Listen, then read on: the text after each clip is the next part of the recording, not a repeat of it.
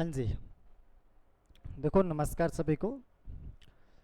तो आपके अपने प्लेटफॉर्म पे स्वागत आप सभी का। तो आज अपने जिसकी शुरुआत करने जा रहे हैं वो रहेगा अपना भारत का भूगोल, इंडियन ज्योग्राफी। बहुत अच्छा कंटेंट आपको मैं देने वाला हूँ। अच्छा, आप बोलो सर इसमें क्या क्या सुविधा होने वाली है, तो बता दूं थोड़ा सा मैं एक बार भी इसमें आपको क्या क्या सुविधा मिलने वाली है इस कंटेंट के अंदर। देखो, जैसे ही आपका एक टॉपिक हुआ, जैसे सामान्य परिचय का हुआ ना, सामान्य परिचय जो भी टॉपिक हुआ, तो इसमें पार्ट के हिसाब से पार्ट 1, पार्ट 2, पार्ट 3 ऐसे क्लास में डिवाइड कर लेंगे। अच्छा, फिर और क्या सुविधा मिलेगी? पार्ट 1 की आपको वीडियो मिलेगी, प्लस में आपको पैनल पीडीएफ मिलेगा पार्ट 1 का। सभी पार्ट के वीडियो प्लस पैनल पीडीएफ, सभी पार्ट के वीडियो प्लस पैनल पीडीएफ आपको दिया जाएगा। अच्छा, जैसे ही सामान्य परीक्षा का टॉपिक कंप्लीट हो जाता है, जैसे ही सामान्य परीक्षा का टॉपिक कंप्लीट हो जाता है, आपको 2 पीडीएफ अलग से दी जाएगी। एक तो पीडीएफ वो रहेगी जो स्वयं के द्वारा मेरी बुक लिखी गई है, स्वयं के द्वारा जो बुक लिखी गई है उस बुक के अंदर सामान्य परीक्षा का टॉपिक होगा, वो आपको पीडीएफ में मिलेगा। दूसरा पीडीएफ जो आपको सामान्य परीक्षा की जो टॉपिक हो गया विद आंसर की, आपको 200 एमसीक्यू क्वेश्चन आपको इसके अंदर मिलेंगे। विद आंसर के आपको 200 एमसीक्यू क्वेश्चन आपको इसके अंदर मिलने वाले हैं। यानी कि प्रत्येक टॉपिक अपने इसी हिसाब से चलेगा। Video PDF, video PDF, video PDF और पीडीएफ बुक्स की पीडीएफ मिलेगी। उसके बाद जैसे टॉपिक कंप्लीट हो जाता है, और 200 एमसीक्यू आपको प्रत्येक टॉपिक के 200 एमसीक्यू मिलेंगे। जब इतना सब कुछ आपके पास हो जाएगा, फिर आपका उसी टॉपिक के टेस्ट आपके सामने होगा, फिर आपका उसी टॉपिक आपके सामने टेस्ट होगा। ऐसे अपना पूरा का पूरा जो ज्योग्राफी है ऐसे कैसे कवर होने वाला है। बाकी आप देखिएगा पहली क्लास आपको कैसी लगती है, आगे की क्लास आपको कैसे लगती है। तो बहुत अच्छा कंटेंट के साथ में बहुत अच्छा करने वाले हैं ज्योग्राफी। आपको एक बात और बता दूं, अच्छी सी नई सी कॉपी लगा लेना भाई, बढ़िया नया रजिस्टर लगा लेना, और जैसे मैं लिखवाता चलूं वैसे लिखते जाना। अगर टॉपिक को इसी हिसाब से किया जाए तो कोई मुश्किल नहीं है, आपको मैं करवाऊंगा। खुद प्रैक्टिस करना, 200% आपको मिलेंगे, एमसीक्यू पर्सन मिलेंगे, फिर आपका टेस्ट होगा। टॉपिक पूरे तरह से आपका तैयार हो जाएगा, पूरे तरह से आपका टॉपिक तैयार हो जाएगा। और इस कोर्स के अंदर आपको क्या अलग से फैसिलिटी मिलने वाली है, आपको फिर एक बात और बता देता हूं। इस कोर्स के अंदर आपको जो आपका मैं कहूं तो भारत का जीके कोर्स है, भारत का जीके, इसमें आपको भारत का भूगोल मिलने वाला है, भारत का भूगोल मिलने वाला है। अच्छा, भारत का संविधान मिलने वाला है,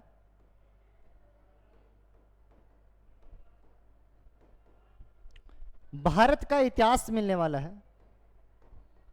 संपूर्ण छोटे से एग्जाम से लेकर बड़े से बड़े एग्जाम तक सारा कवर होने वाला है। वो डेप्थ में भूगोल 80+ आवर्स के अंदर, भारत का संविधान 100+ आवर्स के अंदर, और भारत का इतिहास 150+ घंटों के अंदर पूरा कवर होगा। बहुत अच्छा कंटेंट के साथ में होने वाला है। सेम सभी के साथों में सेम ही प्रोग्रेस रहेगा, क्या कुछ सिस्टम रहेगा। और इसके साथ में आपको प्रत्येक मंथ का करंट मिलेगा, प्रत्येक मंथ का आपको करंट इसके साथ में मिला करेगा। वर्तमान में कौन क्या आ रहा है, कौन कई किसकी नई नियुक्ति होती है, वो इसके साथ मिलने वाला है। ये सेम आपको पूरा का पूरा कोर्स है जो भारतीय जीके के अंदर इतना सारा कंटेंट आपको यहाँ से मिलने वाला है। बहुत अच्छा रहने वाला है, और बहुत जल्दी इसकी लाइव क्लास से भी आपके सामने शुरू होने वाली है, और लाइव क्लास से अपने क्लास में लिया करेंगे। तो आप बिल्कुल टेंशन मत लेना। आज अपने शुरू करते हैं भारत का भूगोल। कौन सा? भारत का भूगोल। अपना जो पहला टॉपिक रहेगा उस टॉपिक का नाम है भारत का भूगोल। और भारत के भूगोल अगर पढ़ते हैं अपने, मैं सिंपल सा अगर थोड़ा सा लिख देता हूं, भारत का भूगोल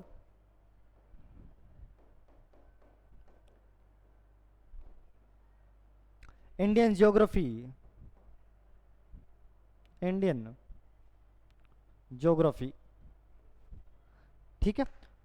देखो भूगोल बहुत आसान है, अपने को न गहराई में जाना, बिल्कुल गहराई में नहीं जाना, अपने को वही पढ़ना जो पेपर में क्या आता है, अपने को वही पढ़ना जो पेपर में क्या आता है, अपने सिर्फ पेपर के हिसाब से पढ़ने वाले हैं। और पेपर के हिसाब से पढ़ेंगे तो अपना जो सबसे पहला टॉपिक रहता है पेपर के हिसाब से, उस टॉपिक का नाम रहता है भारत का सामान्य परिचय। कौन सा? तो भारत का सामान्य परिचय टॉपिक का नाम रहता है।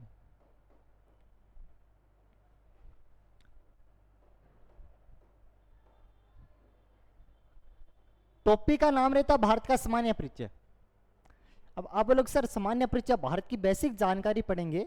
हमने कर्क रेखा के बारे में सुना, हमने मकर रेखा के बारे में सुना, हमने स्थलीय जलीय सीमा के बारे में सुना था।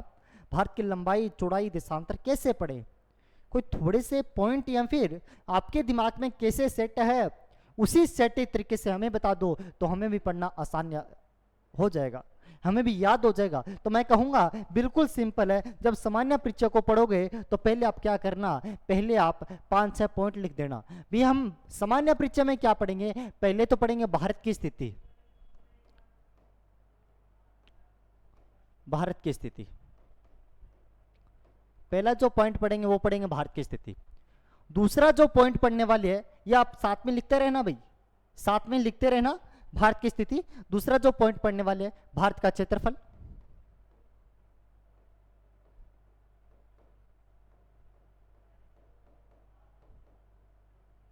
तीसरा जो पढ़ने वाले हैं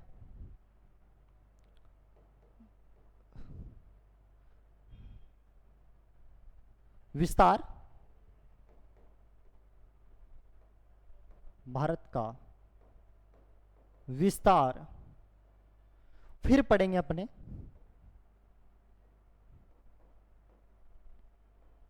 भारत के राज्य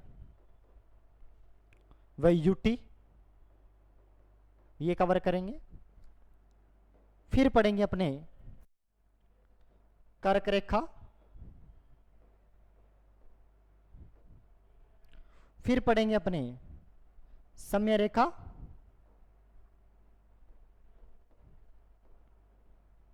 इसके साथ साथ पे बात करता हूं तो अपने स्थलीय सीमा को कवर करेंगे, स्थलीय सीमा। फिर पढ़ेंगे अपने जलीय सीमा,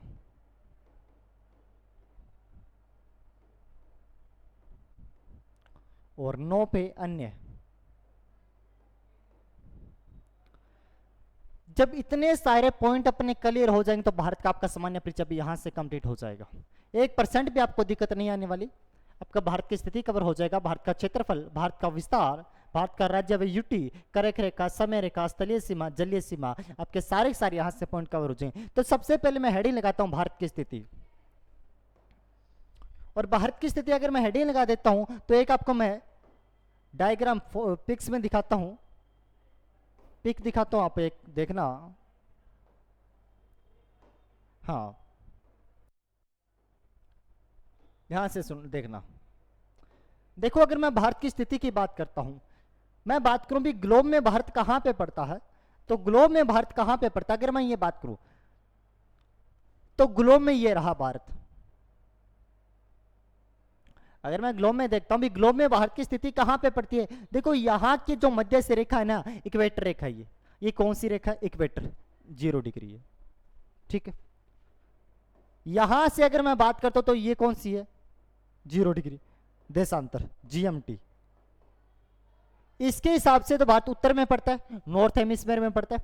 इसके हिसाब से भारत कौन से में, ईस्ट हेमिस्फीयर में पड़ता है, पूर्वी गोलार्ध में पड़ता है। तो भारत कौन से गोलार्ध में है, तो मैं कह सकता हूं भारत उत्तरी पूर्वी गोलार्ध में है। भारत कौन से गोलार्ध में पड़ता है, तो भारत उत्तरी पूर्वी गोलार्ध में पड़ता है, या फिर मैं ऐसे भी कह सकता हूं भारत एशिया के दक्षिण पश्चिम में पड़ता है, भारत एशिया के दक्षिण पश्चिम में पड़ता है, यह भी मैं कह सकता हूं।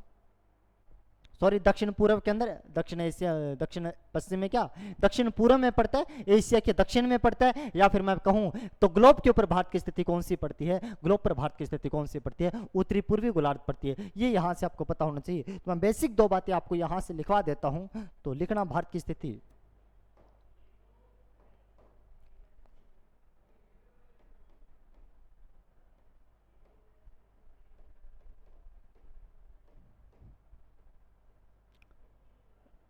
डायग्राम बनाना चाहो तो ऐसे बनाना भाई, डायग्राम ही बनाना है तो ऐसे बनाना।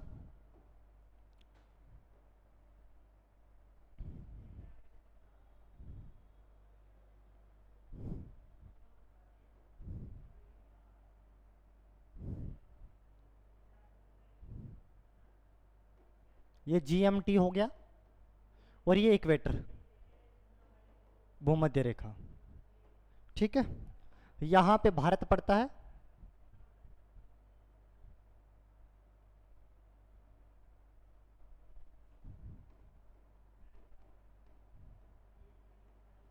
भारत, ठीक है। इतना हो गया, तो अभी मैं नीचे लिखवा देता हूं आपको, लिखना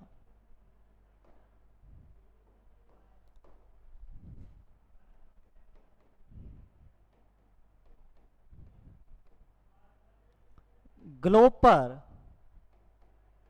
भारत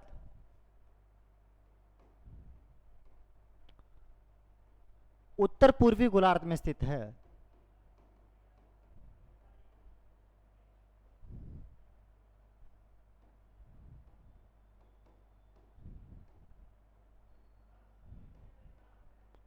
ग्लोब पर भारत उत्तर पूर्वी गोलार्ध में स्थित है, ठीक है। एक लाइन और लिख दो यहाँ पे, महत्वपूर्ण बात अगर मैं लिखा देता हूं, भारत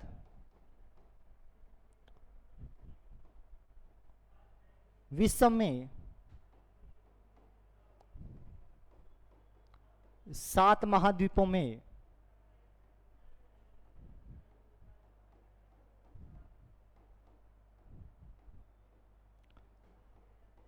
एशिया महाद्वीप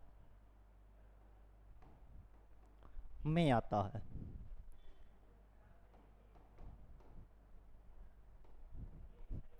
हो गया, आपको मैंने बता दिया भारत ग्लोब में कहां पे पड़ता है ये बता दिया, और एशिया महाद्वीप में आता है ये भी आपको मैंने बता दिया। तो नोट करके आपको एक बात यहां से लिखवा देता हूं, क्या बात है,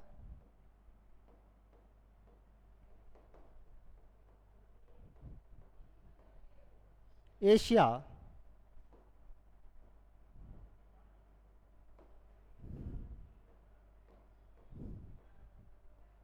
विश्व का सबसे बड़ा महाद्वीप है।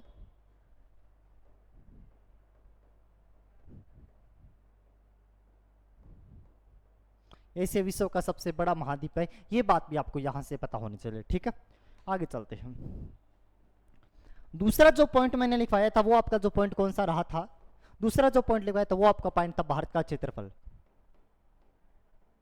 भारत का क्षेत्रफल। अब आपको पता होना चाहिए क्षेत्रफल के हिसाब से, देखो 3-4 बात यहां से कॉमन सी बात आपको मैं बता देता हूं। अगर मैं क्षेत्रफल की बात करता हूं तो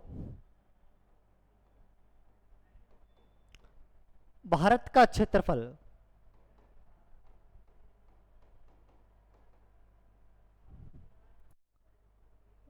32,87,263 वर्ग किलोमीटर है।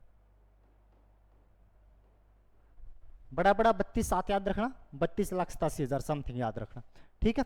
तो टोटल की बात करता हूं, भारत का क्षेत्रफल 32,87,263 वर्ग किलोमीटर है। अगर मैं आपको यही बात करता हूं, अगर 32,87,263 वर्ग किलोमीटर है, बड़ा हिस्सा रखता है, तो विश्व में भारत का कौन सा स्थान है, तो यह भी आपको पता होना चाहिए कि विश्व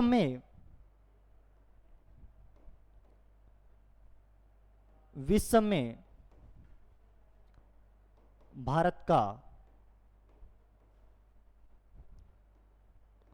2.42% है। क्षेत्रफल के हिसाब से बात करता हूं तो विश्व में भारत का कौन सा कितना प्रतिशत हिस्सा रखता है, 2.42% है। अगर मैं यही क्षेत्रफल वर्ग मील में बात करूं, भारत का क्षेत्रफल वर्ग मील में कितना है, तो 12,69,219 वर्ग मील पड़ता है। आपसे दोनों ही पूछा जा सकता है, भारत का क्षेत्रफल कितना है, 32,87,263 वर्ग किलोमीटर है। विश्व में भारत का कितना प्रतिशत है, 2.42% है। और मील में कितना पड़ता है, 12,69,219 वर्ग मील पड़ता है। अगर इतना बोलो आप बोलोगे सर हिस्सा तो हमने काफी कुछ कवर कर लिया, विश्व का बहुत हिस्सा कवर कर लिया। तो इतने बड़े हिस्से में भारत की पोजीशन कौन सी आती है, कौन सी रैंक आती है क्षेत्रफल में भारत की, तो मैं ये भी बात कर लेता हूं। भारत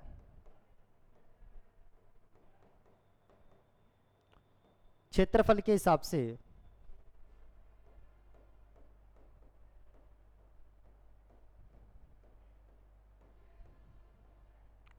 विश्व में, देखिएगा नहीं ना,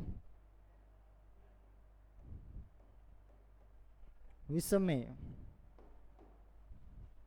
7वां स्थान रखता है।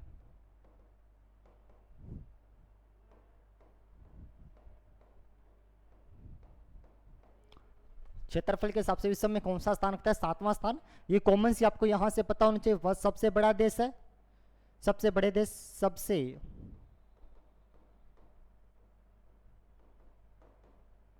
बड़े देश की बात करते हो, अभी सबसे बड़े देश कौन से पड़ते हैं, तो ये बात आपको यहां से देखो, कई बुकों के अंदर यहां से आपको थोड़ी सी कंफ्यूजन करेगा। कई बुकों में चीन को बड़ा बताया जाता है और कहीं पे कनाडा को बड़ा बताया जाता है। हाल ही में एग्जाम होता है उसके अंदर कनाडा को बड़ा मान लिया गया, भाई यूएसए को चीन से बड़ा मान लिया गया। तो जो एग्जाम में पूछा गया सेम उसी के हिसाब से बताऊंगा मैं आपको। सबसे बड़े देश में एक नंबर पे आता है रूस,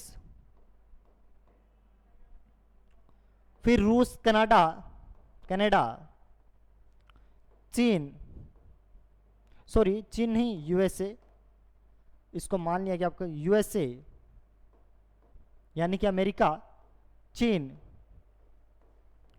ब्राजील और ऑस्ट्रेलिया, और 8वें नंबर पे आता है वो अपना भारत। 7वें नंबर पे भारत आता है। 7वें नंबर पे अपना कौन सा आता है, भारत आता है। इस बात को आपको बहुत अच्छे से पता होना चाहिए। 7वें नंबर पे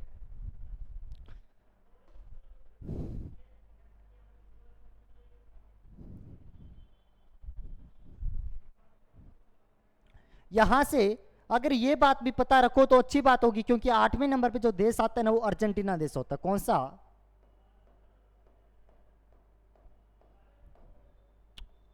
अर्जेंटीना देश होता है।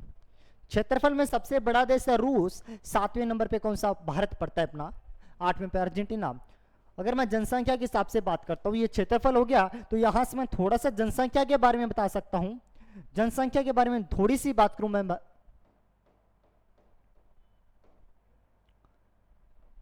जनसंख्या में विश्व में पहला स्थान पे आता है, फर्स्ट स्थान पे चीन आता है। 2011 की मैं ऑफिशियल जनगणना उसी के हिसाब से बात करूंगा। जब तक नई जनगणना नहीं आ जाती अपने पेपर में यही पूछी जाएगी। अच्छा, 2 नंबर पे बात करता हूं। 2 नंबर पे जो जनगणना आती है वो भारत की आती है। 2011 के अनुसार भारत की जो जनगणना है वो लगभग 121 करोड़ है। अपने को 2011 की पता होना चाहिए। 2021 का जब भी आएगा नया आंकड़ा हम भी याद कर लेंगे। 2011 के अनुसार लगभग 121 करोड़ है। और एक बात सबसे महत्वपूर्ण है भाई, कौन सी बात, विश्व में 17.5% का हिस्सा है विश्व की कुल जनसंख्या का। विश्व की कुल जनसंख्या का 17.5% हिस्सा है। ये बात आपको बहुत अच्छे से पता होना चाहिए। विश्व की कुल जनसंख्या का कितना प्रतिशत हिस्सा रहता है, 17.5% विश्व की कुल जनसंख्या का हिस्सा रहता है। ये बात आपको बहुत अच्छे से यहां से आपको पता होनी ही चाहिए। जनसंख्या कवर होता है अपना, और आपका कौन सा कवर होता है, क्षेत्रफल कवर हो जाता है। अब जो बात आती है आपको, मैंने कौन सा, अब बात आती है आपकी स्थिति की, यानी कि भारत का जो विस्तार है, लंबाई कितना है भारत का चौड़ाई कितना पड़ता है, ये भारत का जो विस्तार है उसकी बात आती है। उसी को बहुत बारीकी से समझना, इसी एक डायग्राम के अंदर बहुत कुछ आपको बता दूंगा। जैसे थोड़ा सा मैं अगर आइडिया की बात करूं, थोड़ा सा अगर मैं आइडिया की बात करता हूं, तो एक आपको मैं डायग्राम दिखाता हूं, एक पिक्स दिखाऊं आपको मैं। हाँ, कहीं ना कहीं आप इसको समझ तो जाओगे, कहीं ना कहीं आप इसको समझ जाओगे, समझने में आपको कोई दिक्कत नहीं करेगा, ये कोई इतना ज्यादा मुश्किल नहीं है जो आपको समझने में दिक्कत करे, कहीं मुश्किल नहीं है ना। तो मैं थोड़ी सी अगर इसके ऊपर बात करता हूं, अगर मैं थोड़ी सी इसके ऊपर बात करूं, जैसे अगर मैं इसको एक साइड में रखता हूं, एक बार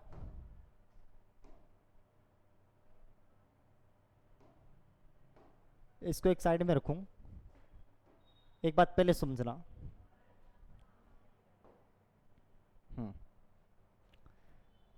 सपोज करना ये ग्लोब है,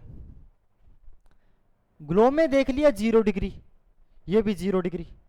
भारत कहां पे था? उत्तरी पूर्वी गोलार्ध में था, नॉर्थन ईस्टर्न हेमिस्फीयर के अंदर था। ये उत्तरी पूर्वी गोलार्ध पड़ता, भारत यहां पे था।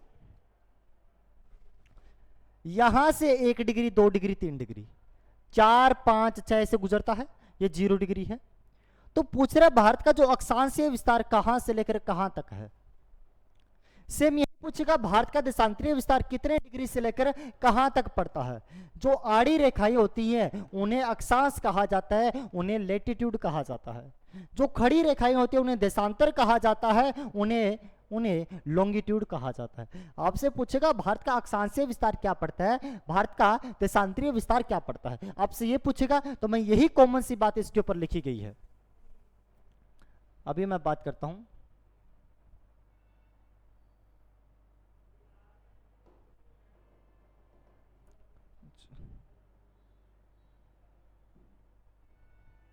हाँ इधर से देख लेते हैं, कोई बात।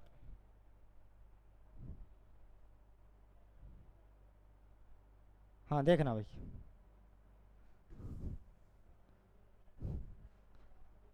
देखो भारत की अक्षांशीय विस्तार 8 डिग्री 4 मिनट उत्तरी अक्षांश से शुरू होता भारत।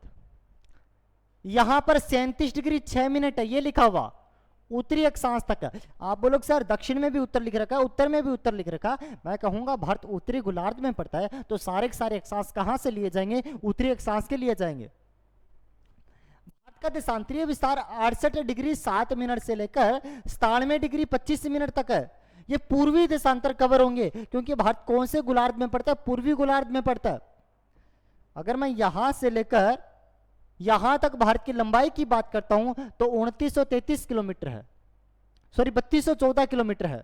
और यहां से चौड़ाई की बात करता हूं तो 2933 किलोमीटर पड़ता है।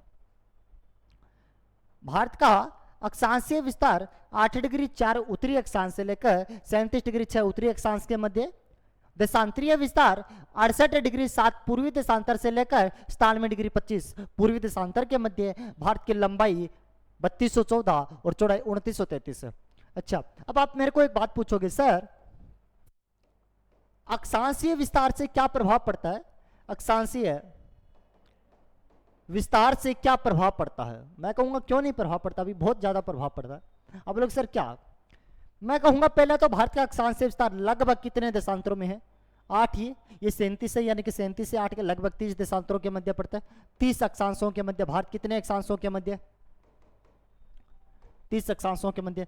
मैं कहूंगा जो भूमध्य रेखा के आसपास अक्षांश होते हैं, जहां पे सूर्य ज्यादा चमकता है, ज्यादा प्रकाश पड़ता है, वहां पे टेम्परेचर ज्यादा होगा। टेम्परेचर ज्यादा होगा, जलवायु में विभिन्नता पाई जाएगी, जलवायु में बदलाव पाया जाएगा। जलवायु में चेंजिंग आए तो वनस्पति में चेंजेस आएगा, वनस्पति में चेंजेस आएगा, और साथ ही वहां पे मृदा के अंदर भी परिवर्तन होगा। अगर कहीं पे ज्यादा सूखी जलवायु हुई, ज्यादा टेम्परेचर हुआ, तो सूखी यहां पे मिट्टी पाई जाएगी। जहां पे कम तापमान हुआ वहां पे आर्द्रता युक्त मिट्टी पाई जाएगी। तो मैं सिंपल सा कह सकता हूं अक्षांशों से क्या विस्तार पड़ता है? एक तो जलवायु में भिन्नता देखने को मिलती है, जलवायु में विविधता देखने को मिलती है, वनस्पति में विविधता देखने को मिलती है, और तीसरी बात करता हूं तो मृदा के अंदर भी बदलाव, मृदा में भी विविधता देखने को मिलती है। ठीक है, इतने सारे अक्षांशों से प्रभाव पड़ते हैं, पता चलेगा। अब लोग सर हमें ये बात तो आपने बता दी, कोई बात नहीं, कोई किसी प्रकार का दिक्कत नहीं है भी। अक्षांश में ये कुछ है परिवर्तन, देशांतर भी लगभग 30 के मध्य, 97 से 68 के लगभग 30, तो यहां से 29 33 की चौड़ाई क्यों हुई, यहां पे 3214 क्यों हुई? पूछ सकते हो, सिंपल सी बात है। आप बोलोगे सर लगभग 30 का अंतर यहां पे आता है, 30 का अंतर आता है, ये भी 30 का अंतर आता है, ये भी 30 का अंतर आता है, तो लगभग बराबर होना चाहिए 3214 और यहां पे 2933, ऐसे कैसे हो पाया भाई? मैं कहूंगा बहुत सिंपल है। अब बोले सर एक बार समझा दो फिर तो हम भी समझ जाए, एक बार समझा दो फिर तो हम भी समझ में जाए भी ये कैसे सिंपल है। मैं कहूंगा आ जाओ भाई, अगर समझना ही है तो जल्दी से आ जाओ, देरी किस बात की, ये समझ लो, आप भी समझ लो। अच्छा, जैसे ये अक्षांश होते हैं, ये अक्षांश होते हैं, ध्रुवों तक समान जाते हैं, ये 0 डिग्री है, दूरी में कोई प्रभाव नहीं पड़ेगा। तो ए से भारत की दूरी कितनी है? 3214, कोई फर्क नहीं हुआ, ठीक है। देशांतर की बात करता हूं ऐसे, तो देखना ये मेन देशांतर 0 डिग्री हुआ, भूमध्य रेखा पे ये हुआ, क्योंकि ऊपर जाकर सारे देशांतर मिल जाते हैं, ऊपर जाकर सारे देशांतर मिल जाते हैं, नीचे देशांतर दूर दूर होते हैं, ऐसे होते हैं सारे। भारत यहां पे पड़ता है, मान के चलना भारत यहां पे पड़ता है, यहां पे पड़ता है, तो भारत में देशांतर तो पूरे भारत 30 ले रहा है, देशांतर तो पूरे 30 ले रहा है, लेकिन दूरी कम होती जा रही है। अगर भूमध्य रेखा पे होता तो भारत की लगभग बराबर दूरी होती, यहां पे देशांतर तो पूरे अंदर से कवर हो रहे हैं, 30 देशांतर गुजर रहे हैं, लेकिन ये चपटा होता जाता है ऊपर से, ग्लोब जब चपटा होता जाता है तो भारत भी चपटा होता जाता है, इसलिए दोनों का देशांतर अक्षांशीय विस्तार सेम होने के पश्चात भी भारत की चौड़ाई में कमी आती है। ठीक है, ये आपको पता होना चाहिए, यहाँ पे चौड़ाई में कमी आती है, तो मैं यहाँ पे आपको बेसिक बातें जो थी वो यहाँ पे आपको लिखवा देता हूं। ठीक है, अक्षांशीय विस्तार हो गया तो लिख लेते हैं, भारत का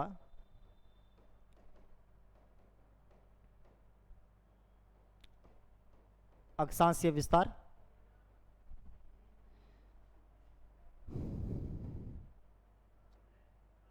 8 डिग्री 4 मिनट नॉर्थ से 37 डिग्री 6 मिनट नॉर्थ। ठीक है, याद रहेगा।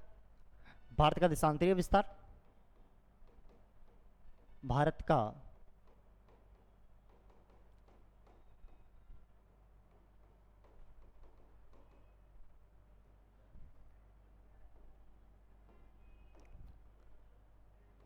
अड़सठ डिग्री 7 नॉर्थ से 97 डिग्री 25 नॉर्थ, सॉरी ईस्ट से, गलती से ईस्ट, पूर्वी देशांतर है, नॉर्थ मतलब उत्तरी और ईस्ट से पूर्व आ जाएगा, कोई दिक्कत नहीं होना चाहिए यहां पे आपको।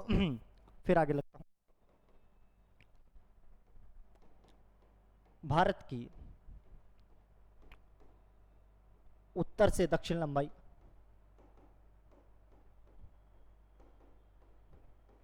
3214 किलोमीटर,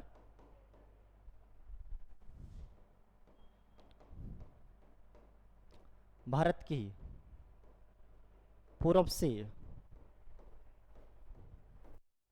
पश्चिम चौड़ाई 2933 किलोमीटर। ठीक है, और एक बात नोट करके लिख लेते हैं, वो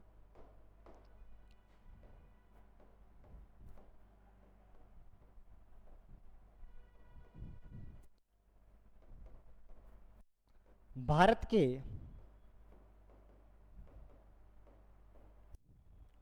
अक्षांश, सॉरी अक्षांश,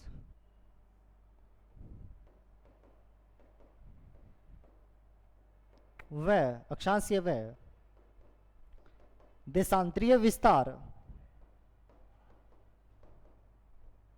में 30 डिग्री का अंतर भी समान दूरी नहीं बताता,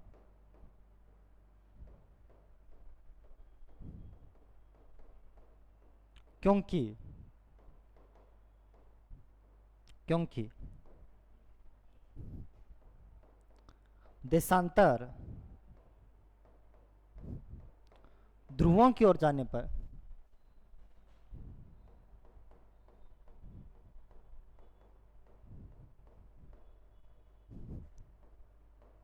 नजदीक होते जाते हैं।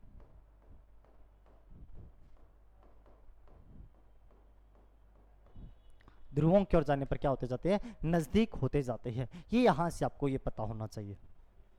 ठीक है, आगे चलता हूं मैं। सुनना, वही मैप वापस लेता हूं मैं, वही मैप वापस लेता हूं, क्योंकि इसमें बहुत सी बातें अभी भी बतानी आपको शेष रह चुकी है।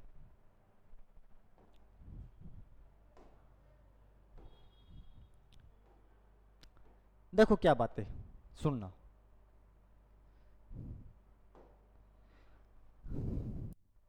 अगर मैं बात करता हूं तो यहां पे जो हिस्से पड़ते हैं ना, ये अंडमान निकोबार, ये भारत का हिस्सा ही है।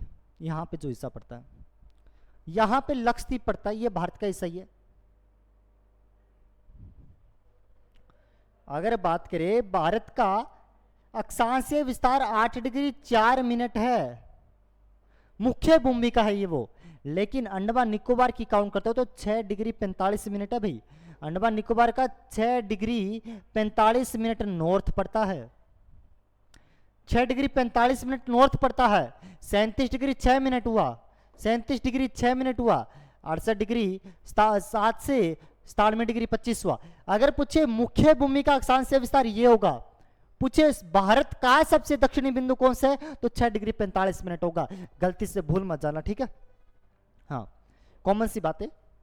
भारत का सबसे दक्षिणी राज्य की बात करता हूं तो यहां पे कौन सा राज्य पड़ता है भाई? यहां पे राज्य की बात करता हूं तो यहां पे कौन सा? तमिलनाडु। यहां पे कौन सा पड़ता है? लद्दाख पड़ता है। ये गुजरात पड़ता है सबसे पूर्व का, पश्चिम का सॉरी। और ये कौन सा पड़ता है? ये पड़ता है गुजरात, अरुणाचल प्रदेश।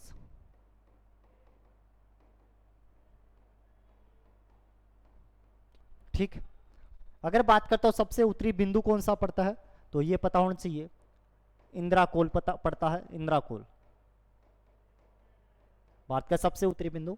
ये यहां पे गुहार मोती बोलते हैं, इसे गुहार मोती, गुहार मोती, ऐसे सर क्रिक भी कहा जाता है। यहां पे किबिथु, जिसे वालागू भी कहा जाता है, वालागू। और यहां पे कन्याकुमारी या फिर केप केमोरिन, केप केमोरिन, या फिर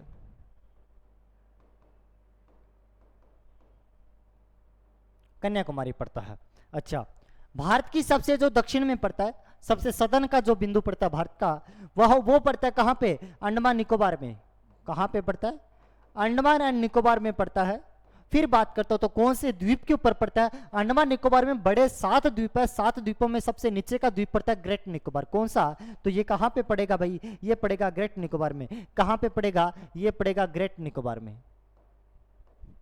द्वीप का नाम है ग्रेट निकोबार, ये वहीं पे पड़ेगा। और यहाँ पे जो बिंदु पड़ता है ना, यहाँ पे जो बिंदु पड़ता है ग्रेट निकोबार में, जो बिंदु पड़ता है यहाँ पे, उस बिंदु को कहा जाता है कौन सा? उस बिंदु को कहा जाता है इंदिरा पॉइंट,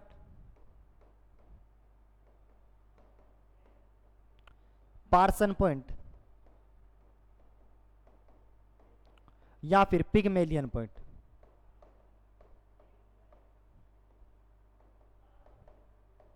ठीक है, वापस सुनना, कंप्लीट एक ही मैप के अंदर सारी बातें सुनना। भारत का अक्षांशीय विस्तार 8 डिग्री 4 से 37 डिग्री 6 मुख्य भूमिका हुआ, लेकिन सबसे दक्षिण का 6 डिग्री 45 अंडमान निकोबार हुआ। फिर देशांतरीय विस्तार 68 डिग्री 7 से 97 डिग्री 25 हुआ। सबसे उत्तर का राज्य लद्दाख, तमिलनाडु, गुजरात, अरुणाचल प्रदेश हुआ।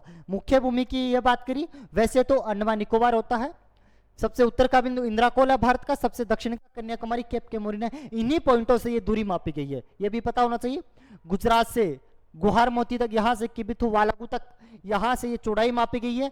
लंबाई तो 3214, चौड़ाई 2933 पड़ता है। एक साइड में अरब सागर, एक बंगाल की खाड़ी लगती है। और बात करता हूं यहाँ पे जो भारत का सबसे दक्षिण का बिंदु है 6 डिग्री 45 मिनट, वो अंडमान निकोबार के ऊपर पड़ता है, जिसका नाम ग्रेट निकोबार द्वीप के ऊपर पड़ता है। पॉइंट का नाम इंदिरा पॉइंट, पार्सन पॉइंट या फिर पिगमेलियन पॉइंट करता है। और इसका एक नाम ला हिचिंग पॉइंट भी इसे कहते हैं, ला हिचिंग पॉइंट भी इसे कहा जाता है। जब 2004 के अंदर सुनामी आती है, 2004 में जब सुनामी आती है तो यह पॉइंट जलमग्न हो जाता है। क्या हो जाता है? यह पॉइंट जलमग्न हो जाता है। एक बात और बता दूं, भूमध्य रेखा से इस पॉइंट की जो दूरी पड़ती है वो 876 किलोमीटर है। कितनी है? 876 किलोमीटर है। भूमध्य रेखा से इस पॉइंट की दूरी कितनी पड़ती है? 876 किलोमीटर पड़ती है। ये सारी बातें आपको यहां से पता होनी चाहिए, ठीक है। और वापस बता दूं एक बार, मैं रिवाइज करवा देता हूं पीछे का।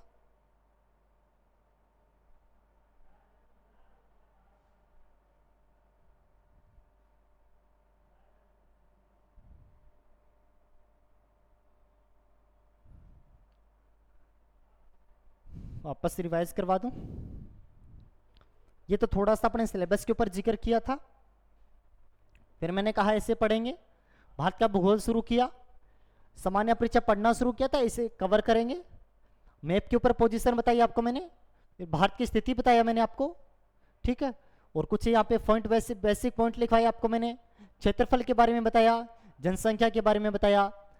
ये मैप के ऊपर ये आपको मैंने समझाया। ये कुछ पॉइंट आपको उत्तर दक्षिण के लिखवाए। और लास्ट में आपको ये सबसे उत्तर का बिंदु, सबसे दक्षिण का, पूर्व का और पश्चिम का जैसे बिंदु आपके कवर हो जाते हैं तो आपका ये, यानी कि मैं कहूँ तो आपके कौन कौन से पॉइंट कंप्लीट हो जाते हैं। यहाँ पे अगर मैं बात करता हूँ तो अच्छा 2 पॉइंट वो लिख लेते हैं। 2004 में आई सुनामी में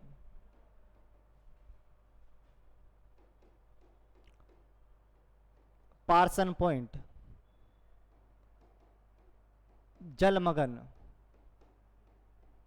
हो गया, ठीक है। एक पॉइंट और लिख लेते हैं। इंदिरा पॉइंट भूमध्य रेखा से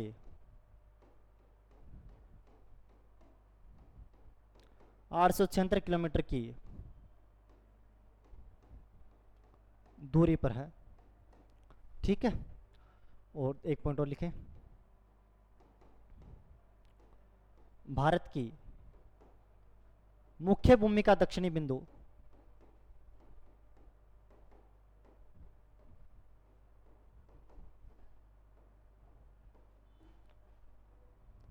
8 डिग्री 4 तथा भारत का दक्षिणी अलग है ना, भारत का दक्षिणी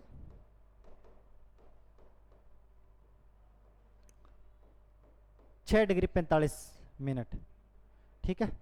ये बात आपको यहां से कवर होनी चाहिए। तो आज अपनी 3 पॉइंट कवर करवा चुके हैं। भारत की स्थिति कहां पे है, दूसरा पॉइंट मैंने आपको बताया भारत का क्षेत्रफल, जनसंख्या बताया, और भारत के मैंने विस्तार के बारे में चर्चा की। कल आपके भारत के 28 राज्यों के बारे में, उनके राजधानियों के बारे में, बड़े छोटे क्या कुछ सिस्टम उसके बारे में, करक रेखा और मकर उसके समय रेखा के बारे में जिक्र करते हैं। और कल आपके क्लास के अंदर पुनः इसी के साथ में मिलते हैं। थैंक यू वेरी मच, धन्यवाद।